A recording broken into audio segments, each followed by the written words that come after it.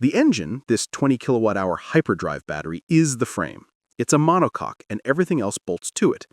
This makes the bike feel incredibly rigid and slim between the knees. The Premier model I rode gets the good stuff. Full Öhlins suspension and Brembo monoblock brakes. But the motor, man! They claim 200 horsepower and 200 miles per hour. I didn't test the top speed, but the acceleration is just violent. There's no power band, there's no waiting for revs, it's just gone. From a stoplight, you will win, every single time. There's no clutch, no shifter, just a seamless, terrifying surge of thrust that feels like you're being fired from a railgun. The throttle, potentiometer, is perfectly smooth, so it's not snatchy, but you have to respect it. This electric character changes how you ride.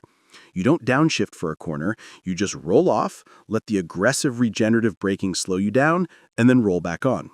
The power is so instant that it makes a traditional 1000cc Superbike feel laggy. It's weird, but it's brutally effective. And because the battery is the chassis, it tips into corners with a solid planted feel. At a claimed 439 pounds, it's light for an EV, and it carries that weight low.